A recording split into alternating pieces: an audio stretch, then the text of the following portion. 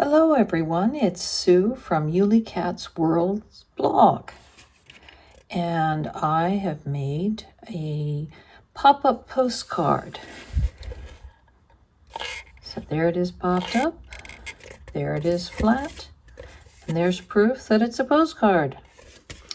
This was made for Craft Roulette episode 193, and the parameters for that episode were a postcard and florist shop colors, so the greens and the red roses and the green ferns, and then the florist cooler blues. The ornament shapes are the required globes for the element, and then the abstract blobs are the ink daubs that I put in the background. This is actually I use pattern paper. I use some from Craft Consortium's Festive Flora Pack. And then I daubed 2 colors of oxide inks. One was crushed olive and the other one was old paper. So that's how I got that nice sort of mottled effect in the background. The next thing that I did was I took, after I inked the top of my paper that I had cut to a 4x6 size, I turned it over, and with a pencil and a T ruler, I drew the lines on the back side that I was going to cut out for the pop-up arms. I also drew in where I was going to fold for the center fold. And then after I did that, I took my straight edge and trusty craft knife and I cut those out.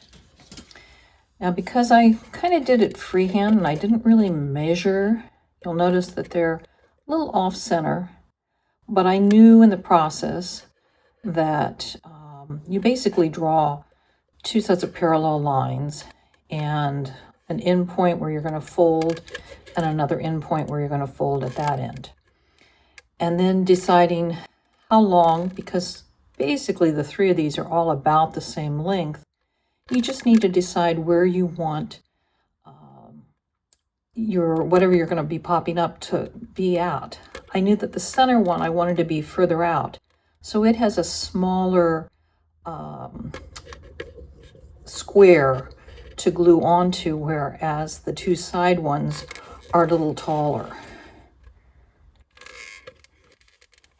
So once I had those the pop-up arms cut out, I did have to reinforce the arms with another piece of decorative paper just to make them sturdy enough. Then I glued the top half of my pop-up piece to, I actually used an old commercial greeting card that had a nice white back, and I cut that to size. I folded that, and then I glued the decorative paper to the top half, matching the fold with the fold. You can see some of the design from the front of it there. And then once that was on glued well and adhered, I glued down the bottom side to it. Obviously, I didn't get it quite as well glued as I could, but sometimes you need a little bit of that gap to make it operate smoothly.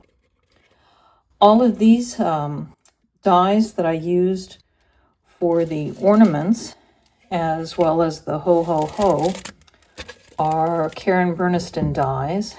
So there's the ornament, there's the ho ho ho. I did not use the background shadow. And then the chain is one of the border blends or borders. So that's how I did all of the ornaments with their chains. As you can see, those chains are a little on the fragile side. So that's the basics. The back side, I used some stamps by Lou Collins with textures. This is she's out of the UK, works for Craft Stash and Practical Publishing, so you'll sometimes see her. She does Facebook videos, lots of tutorials, really interesting. But this was her Vintage Travel texture stamp set that I used for these. And if you're wondering where I got my inspiration for this, it comes from a postcard that I designed back in 1985. So here's the flat, uncolored version. And then here is the colored pop-up version. And my family mailed these out as Christmas cards. I think at that time we had over 100 people on our mailing list, so postcards were the most economical way to do it. If you're curious about more of my old vintage cards, you can check out the link that I've posted below this video that goes to my blog that talks about some of those vintage cards. So, bye-bye.